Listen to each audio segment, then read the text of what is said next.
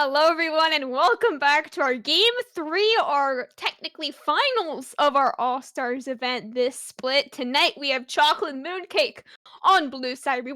We saw them win Game 1, and no compromises. Winning Game 2 there on the red side in our Game 3 here tonight. I'm Camcom, once again joining you from Mid-League, as well as Dory, also joining you from Mid-League this season. I'm here from Mid League. I'm normally behind the camera, but we've got our friend Maker behind the camera today, and he's Yes, doing a hello. fantastic job. But yeah, unfortunately, I'm also technically from Light League. What do you mean, unfortunately? We've got light Unfortunately, league players because here. I would have been an all star here. However, I'm really good at choking in semifinals. Uh, Oh. but you Can know you who tell is us here about from that? Can you tell us about how you were picked before the last dragon fight? um So, you've got Saint Alucard here. He's in the draft that has just started. Saint Alucard did this thing where he caught me because I was too late to secure vision. He killed Oh. me. I don't know how many times. It happened a lot. It was a 3-0 series. It was brutal. Oh, He no. so we're gonna go ahead and start the prediction and pretend that never happened. So we've got the draft pulled up here. We've got 3 champions banned. The Anivia going down. Chocolate Mooncake definitely paying attention to what happened last game. They were touted as the sweaty team of this event, and they're really showing it through their clever draft strategies. Yes, Viego once again has made it through this draft. You know who else has made it through this draft? It's Bard. Bard has made it through this draft. I'm very excited to see Bard in the last game of this Bard. split of excellency. Come on, guys. Bard, I'm really Bard, hoping Bard. here. We aren't set up for Tristana. We don't need a Nor here. We need a Bard. Come on. But my highest mastery champion's been locked in. What's up? We've got the Gnar, Oh, no. and You'll never guess my highest. it's a Bard. Not even close. Not even close. Oh, they're hovering Bard. They did it! We got Bard. Let's go. Let's go. And the Aatrox instant lock-in in response. I don't even know about that. That's not Bard. I don't know. That's not Bard, but we got a Bard. We got it. You want to spend the next 10 minutes talking about Bard? You No. didn't even have to ask me. Oh. No? Oh, someone did I was denied. immediately denied. But we do have the Teemo shout out going down. Hopefully that doesn't actually happen. Ooh. Now we do have a Caitlyn aficionado that I am a huge fan of. Oh. I watch a lot of Saber, XFSN Saber. Definitely Okay. should give him a try if you're an ADC man trying to learn how to be a. He's pretty a low- good. Yeah, he's pretty good. But he was convinced that the lethality Caitlyn thing was a joke after the AD buff that occurred, because like Gale Force is too good on Caitlyn. Movement speed's awesome. But he took some advice from one of his Silver 2 viewers and went full lethality Caitlyn. And he was actually surprised. He touted it as the quote-unquote noob stomping build. However, he touted it as the noob stomping build. However, the issue is Three's Mark is locked into Caitlyn, and he's playing against Diamond 3 AoE Smurf stacks. I mean, we saw 3 as Smurf last game. If we ignore the CS number, him being basically quadrupled. I mean, honestly, he was kind of Smurf the whole game. Honestly, yeah, he had some fantastic Triss secs that did not result in him dying faster than Team Liquid's tactical. So, I mean, he definitely is better than a pro player if you think about it that way. He did jump melee range into an Aurelia with the fully stacked passive, so we're really rivaling the tactical here today in All Stars. I'm so proud of him. I'm truly proud of him. But talking about lightly, the Aloha, mahalo, brother. We have an Alawi. Mahalo. So CBR Rutledge has locked in one of his signature champions, the Alawi. He used to be one of his highest mastery champions. In a long line, we were actually talking about times that I've gotten destroyed. I used to play in a league called Duo Esports. All right, so before Rutledge was Platinum 2, he was conveniently in Gold 1. Conveniently enough to to win Duo Esports. I unfortunately was on the receiving end of that. He used to play almost nothing but Alawi, and my coach was convinced that it wouldn't be a problem. He got a pentakill that game. Not a And problem, I gotta he's not a say. stranger to doing it. And when being paired with, I saw an Aurelion Soul hover and got really excited, but they decided to sweat a little bit instead because now they have a real composition. Are you sure about that? It's a real composition, okay? I think we've got a Corki jungle in this Oh, wait, quote-unquote real composition. Wait, hold up. I forgot that there was a Gnar locked in, and then we got the Alawi. Oh, crap. All right, hold on. We got to slow down here. So, Chocolate Mooncake definitely went a real comp, right? You got Lissandra plus the Kindred plus the Yes. Aatrox. Like, they've got some good CC layering. They have good defense for the dive. Kindred, really smart pick into Alawi, prevents the big old Hulk smash from wiping your entire team. You can stall out team fights.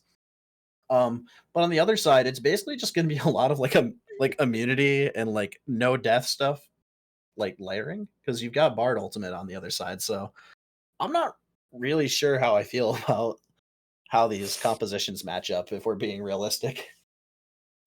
I think this is just a case of let's pick as many comfort champs as possible and then put a bard on top of it because apparently that's my comfort champion. So, I appreciate it. I'm just not sure where it fits into this draft quite yet. Maybe. I mean, we thought Illusion Jungle last game was troll. Boy, were we wrong. So, I Yeah, gotta I mean, say, maybe this board is going jungle and we're gonna have a Corki support. So, anything could happen. yeah, and I mean, it is good news. I feel like no compromises. If they did anything, they did research on the casters, right? They picked our two favorite champions. This is true. This is true. They didn't research the enemy team. They researched us. Yes. But Baka actually locks in the Gnar, and that he's straight from my heart. I When I saw the Gnar buffs to the jungle, I was like, it can't be true. They're actually trying to make him a jungler. They're trying to make my favorite champion play my favorite role. And then turns out it didn't actually do anything. Gnar jungle is still trash. Don't play it if you're actually trying to climb in solo queue. But Baka, I trust him. Maybe he'll beat up Array. Then again, Yep. Array is also a very talented Kindred player straight out of mid league. So we'll have to see what happens. Bucky Stratosphere definitely made a good run in playoffs, and They did. They took Fever to 5 games, and yeah, that was not on the prediction table. Was taking Fever to 5 games, and of course, Fever in semifinals did not take CB to 5 games quite nearly as much. And I do believe actually that Array did pull a Kindred ban almost every single game in like mid league. So finally getting to play as Kindred here, almost similar to that of a Talia on CB Rush is going to be, I'd say, a very strong comfort pick for him here. that's absolutely right. And we haven't even gotten to talk about Cute Raichu much. Like we know him for playing some of those flashy long range mages. So we're used to seeing like um some sick Azir plays. Like he's known for that awesome Azir. But at the same time, like Lissandra's low on execution, but Lissandra's being surrounded by tools to make her successful. She's got the pushing power from not only her own kit, but from having Kindred on her side. Gnar is not going to assist a push in mid lane as well as Kindred is. Corki, however, is going to outrange her. But at the same time, like you can't W away from a point and click CC. So Lissandra does have fantastic CC layering and is able to kind of mitigate the roaming power of Corki a little bit. A little bit, but then you've got the roaming power of a Corki, and then on top of that, I think exponential value. You've got roaming power of the Bard here. Now, I don't believe we've talked enough about this Bard in this draft quite yet, so I am here to fix Take it this. away. Now, Bard and Caitlyn, very strong lane. However, Bard basically being melee and Caitlyn being one of the longest range champions in the game makes it a little bit hard. But if there is any ultimate land from Bard, guess what? It's Azanya's. Free traps for Caitlyn. I rest Oh, my case. that is true. Caitlyn does hard counter Zonia's, doesn't she? That's smart. That's really smart. You know what? I've changed my opinion. Our favorite champions are going to win. Baka, Gnar Jungle, straight to the moon, straight to Heavy League next season. Gnar Jungle is going to be the tech. 100%. 100% we put our bets in here. All in on no compromises. We've got it. How many We points? definitely I got have 86,000 channel points. Would anyone like to bet against me? Keep in mind, I did in fact forget to start the prediction because I am the best yet again. Wow. I even had it written up who's gonna win, all in full exclamation points. So go ahead and just say it in the chat. All of you who are still here, sticking with us for this All Stars event, we are gonna have to get started soon because it looks like the spectator delay is winding down. Any final thoughts before we start? Bard is going to 1v9 this game. I'm very ready for it. Gnar Jungle hopefully will play out just as well as Lucian Jungle did last game. Make sure you come back very shortly. We have a very exciting final. Welcome back after a very short break into our Game 3 finals for tonight between Chocolate Mooncake and No Compromises. Will the Bard win? Will the Gnar Jungle win? Or will the meta take it out? Who is going to make up the completely fake prize of a Chocolate Mooncake baked by yours truly, Jake? So that is what's on the line here for this game. I am Camcom. I'm being joined once again by Dory. How you doing tonight? There's a cleanse on Corky, and Corky can see them walking around. I don't know what they're talking about. They're literally pinging that he can see them. Anyways, Twitch chat is talking in all chat, or sorry, they're talking in all chat because they realize that Twitch chat can see. But as well, we're gonna very shortly have the overlay show that it is not secretly Acid's team, unless this is also secretly Acid's team. Maybe the plot is that Acid's just gonna win. Acid inted game 2 so that he can secretly play on Rutledge's account, playing the Alawi, just to prove it, just to be like, hey, you might be a Alawi one trick, but I'm better. I might be the worst Blitzcrank, but I am the better Alawi, and that is what matters here in the final game for tonight. But, of course, so far, nothing really much has happened. We got Dance Party level 1, we've got some wards placed. Not really any wards placed on enemy buffs, so nothing really quite crucial, other than, of course, we did get to see for a second there is we did have a few of a nice Coca pile up there in the mid lane for St. Alucard, courtesy of Kiwi. Gotta say, Bard, you gotta love him. Yeah, that is a incredibly good tech. It allows St. Alucard to get those early trades and actually not get punished for it at all. It definitely works when you're against a matchup like Lissandra that doesn't have any built-in sustain in her kit. But the hook going just a little bit off. Fishing and Bot looking to have a repeat of game 1 already, looking for those super aggro hook plays. I mean, this is the fishing for hooks that we were talking about here in game 1. I mean, Pike, once again, was not banned. It's just Thresh is still technically on paper. Of course, we don't like to look at the paper, but on paper, Thresh is Cthulhu's most played champion in mid-league. But still, we were hoping for the Pike tonight. Oh, but we've got a Thresh here. Yeah, and Mark actually having a higher CS per minute than he had all of game 2 already. So already off to a fantastic start. He's able to get level 2 at a reasonable time and prevent Tristana from pushing. Let's go. Improvement here for him already. You gotta love to see it. It had to have just been Master's Gap. I don't know. We'll see what Paxax does here, but Fishing and Bot looking for the hook angle just cannot get them this game. No, that is very unfortunate. It's just the power of the Bard overwhelms him to throw his hooks 180 degrees in the opposite direction. Wait. Acid's in this game? I don't know, is he? I'm sorry, Acid. Oh my goodness. Okay, that was almost the greatest Bard key you've ever seen in your life. But and that was unfortunately, the best use of the alcove that I've ever seen. I do that every game. What? It's fantastic. It's such a good Bard tech, isn't it? It is. That's the only useful use of an alcove, honestly. Is they made the alcove specifically for Bard tunnels. And Chase the Annie is 100% right. It's Bard literally cheating. The alcove is illegal. You're not allowed to use it. But Dust to Dawn having a casual little farm off. Rutledge against somebody his own size this game. Okay, the hook is finally going to land, except it takes nothing out of them other than the Guardian, which of course Guardian is the rune that you do like to take on Bard in these specific matchups if you're not playing in mid lane, which I cannot condone playing him mid lane, but I might have once or twice. Speaking of unconventional role placement, can we talk about how the Gnar has a CS lead right now and he is actively counter jungling a Kindred? This is not how it's supposed to go. I Hey was man, told this would be a sweat fest, but Array over here getting counter jungled by a small orange Yordle. sorry, Yordle. I didn't even know that. I thought we were just going with the AD carry. He got Illusion in game 2. Now he's Oh, got the Baka. Gnar in game 3, but now Raichu, he's gonna be ganked here in the mid lane. He has no mana on Lysander for that E, which does force him to use that flash there, but he is still nicely able to walk out. As once again, Baka, nice, almost a CS lead over the Kindred so far. And that is a fantastic early gank from Baka, utilizing the Gnar passive to his greatest ability. Actually, when you see that he gets the Mega, he gets a little bit of that bonus health, which is helpful for helping him clear and not die. Especially to those AoE camps that are incredibly valuable and incredibly easy for Mega Gnar to clear. If we're going to talk about specific Gnar jungle tech here. I mean, we're seeing it in play right now. It is matching the clear speed of a Kindred. So, I mean, honestly, if Illusion can match the clear speed of a Nidalee, I'm apparently underestimating all of junglers. Specifically Baka.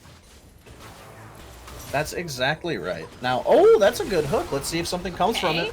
It was able to take the magical portal out of the hook, which is, of course, why you pick Bard, is for the magical journey. Is now Dusk to Dawn. He did get level 6 up on Rutledge, but it does not matter if Baka is there to save his top laner. Meanwhile, Alucard, same goes for him. He was not level 6 to match Raichu and was not even forced to flash out of that play there in the mid lane. Now look at this angle that Array is creating here. Array is able to detect the early gank from Gnar at the top lane, and he got very lucky that he had a stack arrive right at the top lane. It's actually going to get him to his second stack when he secures it there with the smite, and hopefully he can escape. The Lantern is really close. How did the Bard Q land? There's no chance. What? It like curved 90 degrees, but now 3 more autos will go down. Finally, the first one comes out for Paxax, playing his own mini game of Leapfrog there, finding Array his first kill of the game as well. And Baka, unfortunately, realizes he's got no Gromp and he's got no more bot lane.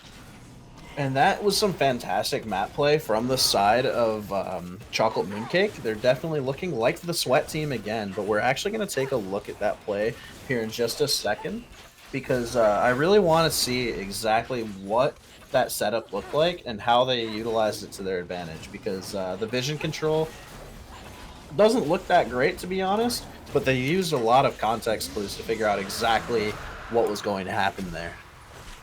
Yeah, and that was that first Mountain Dragon being taken from Chocolate Mooncake, and now we've got a replay here of that last fight. Yeah, so you can see that he's making a good play for this, able to escape, but Array understands that Gnar would be coming from base. He understands that he has the numbers advantages, and he's already queued his lanes to move. So you've got Paxax able to just kind of secure himself a spot there. It was really risky considering he didn't sweep it, but he was just venturing a guess that wards weren't used. If he was paying very close attention, he would have noticed that wards were used and that it was impossible for there to be vision there. But I feel like my caster bias would be lying if I said that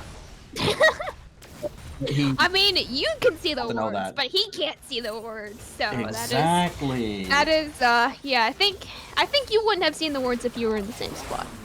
Yeah, exactly. Like, I don't think he saw them being placed, but it is a good guess. You don't typically ward try when you have push advantage or a champion like Caitlyn or Bard, because you don't really need it most of the time. So really intelligent play, really good way to play around the priority in their lanes. And it really pays dividends because this is yet another good lead for Chocolate Mooncake.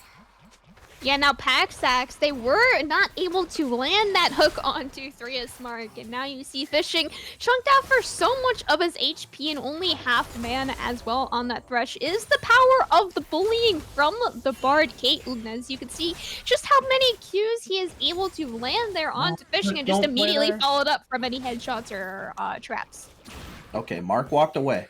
They didn't crash the wave, but Tristana's naturally going to CS those and even them out. I'm going to yawn real quick because it's 10 o'clock Esports Standard Time and I'm tired. Very professional casting over here. Ah, yes, I see. Esports Standard Time's our favorite time. Yeah. Anyways, Array going for the blue smite. Baka still not finishing his smite, which is a little bit awkward, I guess. But he has been doing a good amount of ganking. We'll see if Kiwi can get a good setup here because he does have ultimate Oh available in just a no! second. The bot lane from Chocolate Mooncake tried to play League of Legends. They're going to be shut down. It's a nice Tempered Fate landed onto Fishing, who was immediately trapped, but unfortunately Mark is forced to flash away. There is no support coming in from Alucard or even Kiwi, who doesn't even have a magic portal available. As Thassadon with the CP bot lane picking up a double kill so far. Triple kill is going to be denied as Paxax picks up the final kill on the end of the 2v3. And Dustadon showing that he is just obsessed with Mooncake. He is looking for Jake to personally mail him, personally deliver him a chocolate Mooncake with just a little bit of that AM grind coffee in you.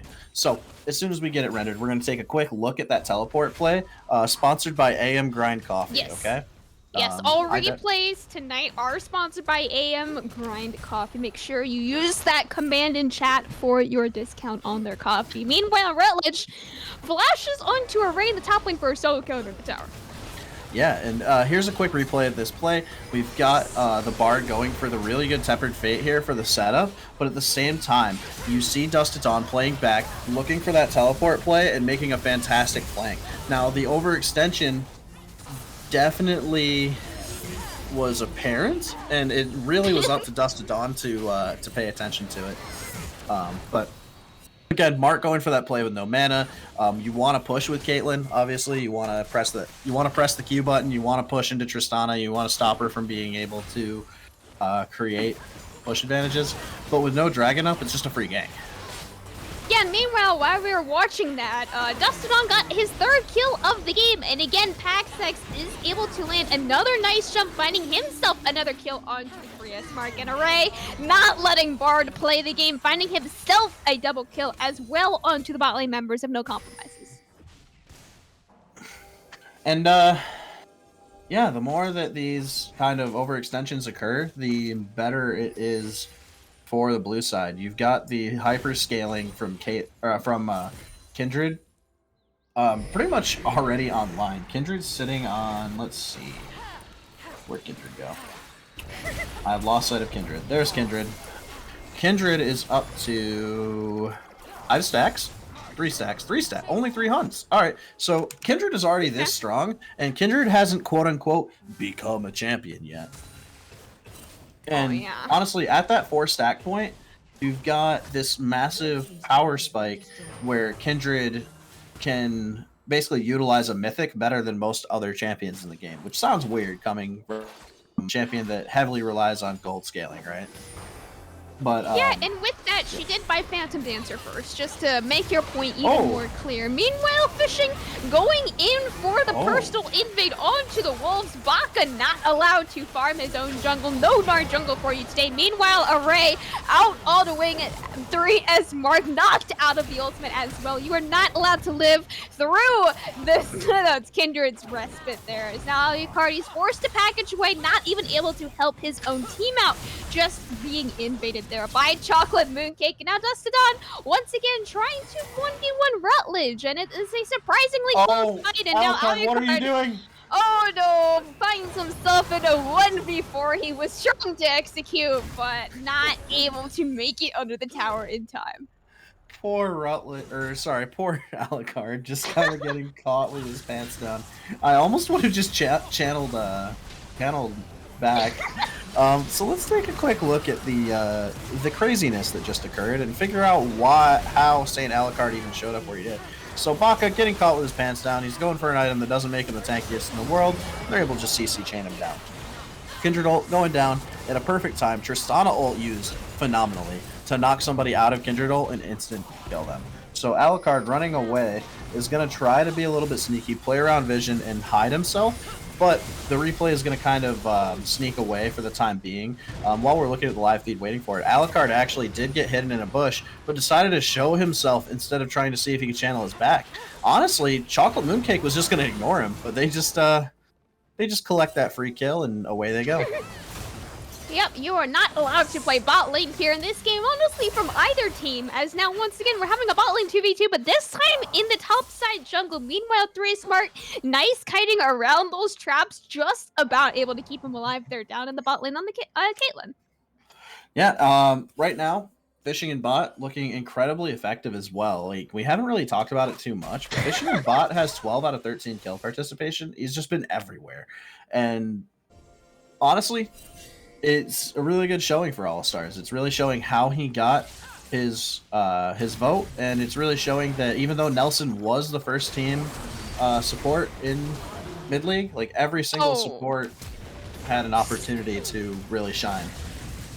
Oh no, Dustodon, you are being teleported on. There are two people in your lane. Are you able to find anything as a right? Just about able to save his life there with that Lamb's Respite, and now Rutledge finally gets to use his tentacles. So far, double kill for him, and now he finds himself yet again in another 1v2 bomb, taking down Flashboard, not gonna find the damage there in time to find another kill for himself there in Rutledge. And my god, they all really want that chocolate mooncake. They must have heard something. So, just so you guys are aware, secretly Acid's team is already lost. We actually are watching on the red side. No compromise. Okay. No compromises, right? Yes. Yeah. They're the other team that won a game. However, they're no stranger to this going on. They're no stranger to getting behind. These guys came back from a huge deficit last game. Yeah. They know the rules, and so do I. So we're gonna go ahead and take a look at a top fight before I try to rickroll the entire draft. So, brought to you by AM Grind, ladies and gentlemen. AM Grind Coffee Gank coming down. And we've got actually a fight in the mid lane going down. And just like Allstars, everything is just crazy everywhere, right? Like, you've got the slap fight, you've got a kill a minute. Just everything's crazy. Every time we try to show a replay, another fight's going on. Rutledge getting beat down by the completed Gore Drinker. Even with the utility of the plated steel caps, it's just not enough. Which, I mean, plated steel caps is going to be the option for both top laners, right? Because you're looking at AD and AD. And it's even more effective against the Corki. So this Aatrox is in a perfect situation to start farming up, get back into a good position. But Dustodon's been just saying, you know, I don't really mind if I keep up and farm because I've still got my tower, and my team is honestly massively ahead because every one of my teleports have had incredible impact on the game. Yeah, all of these teleports, honestly, for both top laners, have really changed the game, especially from Dustodon, like you're saying, is not Rutledge. He takes so much healing from the use of that ultimate there, and almost finds a kill there onto Paxax as well from the last slap, but unfortunately, still not quite ahead enough on this Alawi pick. It was really intelligent from Paxax to wall channeling the E, knowing he can't get the full stacks on his E. Oh my gosh. Oh, Array. Alright, calm down there, buddy. We know you want the chocolate mooncake, man. Calm down. Oof. The only bright side of this entire situation is that they do get river priority on the side of no compromises to set up for this dragon. But at the same time, they're weak. They don't have a mid tower. They don't have a bot tower, so they're getting pushed in. Soul Point is not, or they're getting threatened with Soul Point, but it's not currently Soul Point. So if they're really looking to mitigate the problems that they're experiencing, then I'm expecting to see a lot of push go towards mid lane. I'm expecting to see a huge push go top lane. They give up this dragon and look to create some more lane priority in the mid and top lane so that they can contest this final dragon. Because there's no way they're winning a fight right now in the current dragon pit. Yeah, if the side of Chocolate Mooncake are able to take just 4 uncontested Infernal Dragons into that Infernal Soul, well, not 4 Infernal Dragons, but you know, the Infernal Soul for themselves with no dragons on the side of no compromises, they will be so hard to kill in these team fights. I mean, they just deal so much damage to you in the process. It is only so much that the Temper Fate can do from far. I mean, it can do a lot. It can win a game, but I mean, all 5 of them having that Infernal Soul is very hard to pick any fight against. Yeah. Now, if our producer does end up toggling vision through the bot jungle as we go, keep a close eye on what's happening here, because something very similar happened in Game 1. Booty Bang and Billy got completely destroyed. He was deleted from the game because the Chocolate Mooncake team has been doing such a fantastic job of slowly choking out vision in a single quadrant at any given time. And that quadrant has always been bot mid. Top lane's cool, but Dust to Dawn's been like, hey, I'm going to teleport. Let's just forfeit top lane. Let's not worry about it. We're not going to necessarily lose top lane, which is the case here. Like, Rutledge may have gotten the first tower top lane, and he's got a CS lead. Like, Rutledge himself is strong, but the rest of his team is suffering because Dust to Dawn and Array have had such a massive impact on the map and have been pairing up with Fishing and Bot to secure that choke in the bot side jungle. That choke is pretty much all they're going to have to do to just make pick after pick after pick and then translate it into even more objectives. Yeah, and Array, with this mark counter, now sitting at 6 marks, also has that completed Divine Sunder. Like you're saying, so strong on this Kindred, combined with Dusk to Dawn's TPs throughout the early game, with the couple finding himself bot lane and having himself an early triple kill, just really made it so hard for Rutledge to play the game. Yes, he is so strong split pushing. He was able to take the tower in his lane so far, the only tower that No Compromises has been able to take, but it's just not really been able to translate so well onto the rest of this map so far. Like you're saying, the only kills on No Compromises is on Rutledge. That's an understatement and a half. And I mean, you're basically looking at a scenario right now where you have to make a Hail Mary play somewhere. You're looking at one of the strongest Dragon Souls in the game just staring you in the face. You're looking at complete control of Baron's side right now from the blue team. However, you can use that to your advantage. It looks like they're not risking it, even though they have every reason to go in there right now, say, come and fight us, and start this Baron on repeat. Clear the vision, start it. Clear the vision, start it. Force them to come face check, and then pull resources away from the bottom side, and force Rutledge to do something other than split push. Because if Rutledge is given another item, this push is actually going to be scary. Like, the Sheen push is strong. The Divine Sunder is strong. If for some reason he agrees and goes Hullbreaker because it's his only way to win, it's strong. And Three's Mark is going to die again, and basically that tipping point is just, that entire point is, moot. Welcome to Allstars. I made that entire point and it didn't matter. That is about what we did see in game 1, where at this point, you're not really allowed to walk in your jungle, as you do see Kiwi really wants to try and play for the steal. It is just not really possible at this point, as the Baron is picked up by the side of Chocolate Mooncake, and now Flash is coming out there trying to chase this down. Baka just about hooked before his dash finally goes off, so he will be falling just after the Baron. And Dust to Dawn not letting anyone get out as far as he can see, flashing in, finds another kill onto St. Alucard at Three's Mark. He might just die twice for the same Baron that they weren't even able to contest, as Array able to pick up that last kill of the, I don't even want to call it team fight, just a massacre. Yeah, at this point it's just a dive. Mark is getting bullied worse than I did in middle school, and honestly it looks like this game is just going to end. Oh no, Mr. Kiwi. Sorry, to make it hard to cast when I'm just over here being self-deprecating? Is it difficult? They're just over here ending with Baron. You're over here making fun of me for getting bullied in middle school. I don't know what you're saying.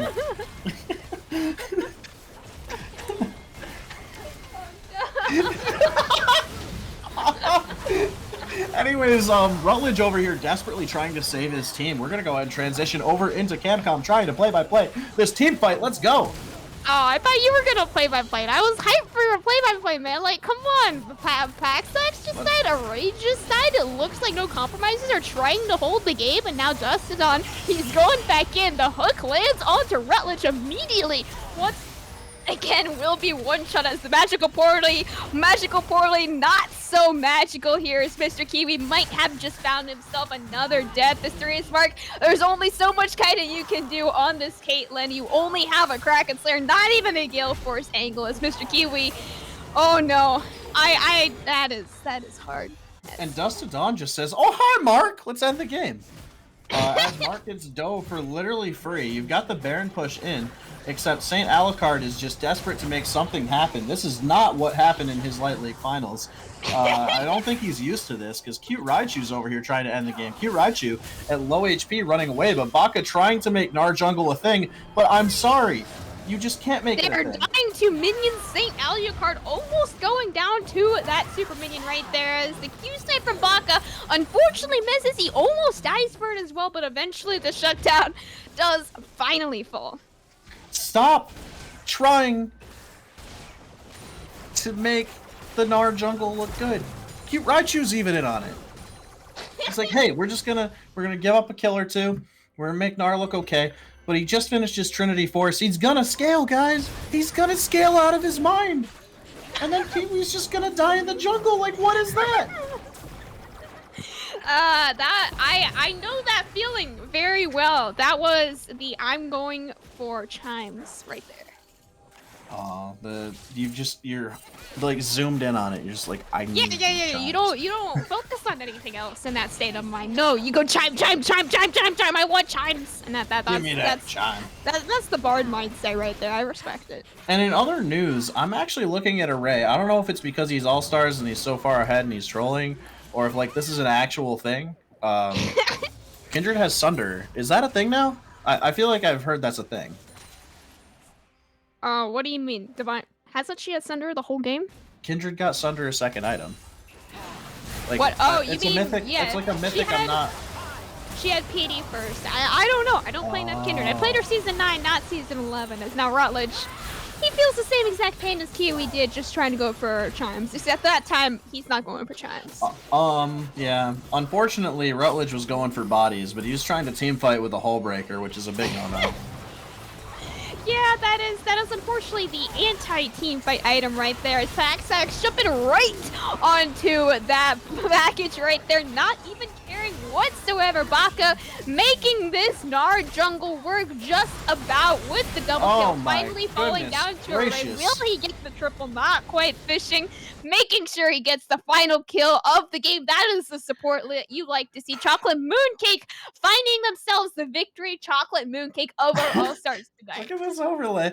Look at the overlay. What happened? You might want to take a look at what there's just cake cat? everywhere. There's cake by the ocean and there's cake by the overlay. Somebody call Jake, tell him to get off vacation. He's got some cake to make because Chocolate Mooncake is just running away with this entire All-Stars event. Dusk to Dawn, showing that it's just draft gap, man. Yeah, it's just Bard gap. Honestly, that was the Bard I. The 0-10 and 0 Bard. Oh my goodness. How does that feel? How does it?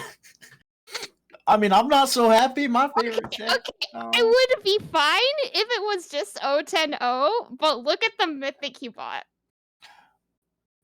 Oh, he bought Shirelia's! Let's go! Best item in the game! But that actually... I'm trying so hard to be hype, but this was just so ridiculous. It was a fantastic game. As somebody that's definitely not salty, it feels great to see Alucard. No, I'm kidding. You guys played. Alucard actually played fantastic. He's probably just sitting there, just like the meme of the dog with the room on fire. He's just like, "This is fine. This is fine. Everything is fine. Don't look far. Whatever you do, don't look far." And we've got 0-18 and 1 Mark and Kiwi just doing their best, just trying to follow their dreams. But their dreams are memes because Dusk to Dawn just making every single teleport murder his team. He got a triple kill, like level 4 bot lane. That wasn't a scuttle fight. Oh no, we just gotta get a triple kill bot lane. Cool. Bot lane, playing bot lane has been declared illegal today. And the game, honestly, just like it got out of control. And honestly, there's nothing you can really do about it, especially because this just in, they drafted a composition and the other team drafted Gnar jungle. Oh, are you sure about that? Yeah. So here's the thing. It sucks. so unfortunately, the team that drafted a comp today got to win. Unfortunately, yeah. The team with more teleports got to win because Mark got to get camped and Mark got to cry. Valiant effort, my friend. The Caitlyn would have been great. But honestly, just got to follow my Saber guides, man. Silver 2 ADC. Suggest that you go lethality. Caitlyn goes pow, pow, pow, kaboom, kaboom, kaboom. And you will win. That is the summer. What do you? Is it summarization? Summarize? Summary. Yes, this is the summary of The All summer. Stars tonight. Excellency, summer split. Florida. Oh no. I have lost the ability to speak English. I just can't words anymore. Honestly, like all wait, how many people have been moved into the stream channels? How many people are we Oh, interviewing? Are we just gonna what? interview the whole team at once? Wait, why are there Oh, let's eight just people? interview the whole team at once.